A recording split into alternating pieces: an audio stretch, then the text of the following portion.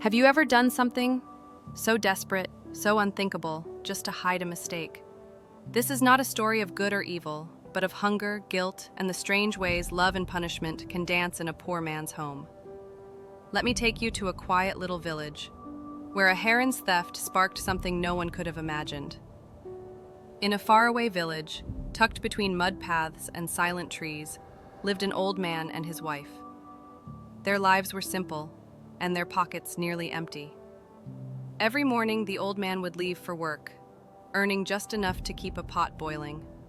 The old woman stayed behind, pounding rice, dreaming only of a full meal at day's end.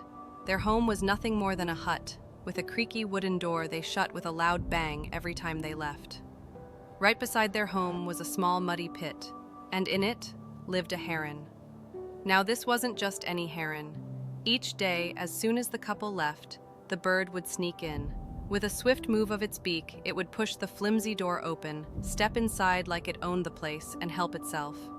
It drank the torani, the rice water from the clay pot, and feasted on the pakala, fermented rice soaked in water. And once its belly was full, it would flap its wings and vanish into the sky. Every evening the couple returned, tired and aching, only to find the pot empty. Not a single grain left. The old man's patience wore thin. "One more day," he whispered through gritted teeth. "This thief ends today." He told his wife, "Lock the door like usual. I'll wait on the roof." The trap was set. The heron, as usual, came pecking. It crept in, beak first into the pot, when suddenly, whack! The old man struck from above with a heavy stick. The heron collapsed, motionless. He put the bird's body into a basket, covered it with a pot, and told his wife, "Cook it well. I'm heading to the market." The old woman lit the fire and began to cook. The smell filled the air, rich, savory, delicious. Curious, she tasted a piece, then another, and another. She couldn't stop. By the time she looked down at the empty pot, she realized she had eaten the entire heron. Fear gripped her heart. What have I done? What will he say? In her panic, she did something unthinkable. She took a knife and cut a piece of flesh from her own thigh. Sobbing, she cooked it with trembling hands and placed it in the basket. What she didn't know, the house cat had watched everything. It had meowed, begged, pleaded for just a bite. But the old woman ignored it. And now, the cat wasn't just hungry, it was angry. When the old man returned, the woman served him the rice and the meat. She sat near the stove, curled up in pain, her wounded thigh burning. He looked at her and asked, "What's wrong, old woman?" She replied softly, "Chills, that's all. You eat, I'll be okay soon." The old man took a bite, then another. And then, the cat strolled up beside him and spoke in rhyme. "She ate the heron, now you eat her thigh."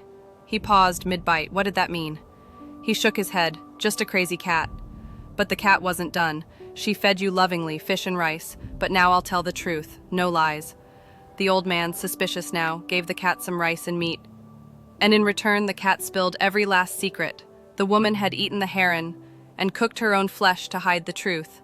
Fury exploded in the old man's chest. Without a word, he dragged the old woman outside and shoved her into the muddy pit. She screamed, her leg bleeding, the water cold.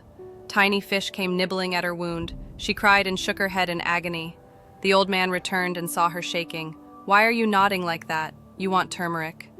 She nodded. He brought turmeric and threw it in. "Now what? Cudgel leaves?" She nodded again. He brought those too. One by one, he emptied the house, every last thing thrown into the pit. Finally, he asked, "What now? What more do you want?" She nodded once more. Sighing, he stepped into the pit himself. Splash! Suddenly, she grabbed him. By the neck, tightly. He screamed, slipping, struggling. But eventually both emerged, wet, muddy, broken. He looked at her. She looked back. And then, they laughed. A laughter born of madness, or forgiveness, or maybe both. The old man wiped her dry, helped her walk. And together, they went back home. From that day on, they never argued again. Not once. They lived the rest of their days in quiet peace, side by side. In the poorest of homes, we find the richest stories.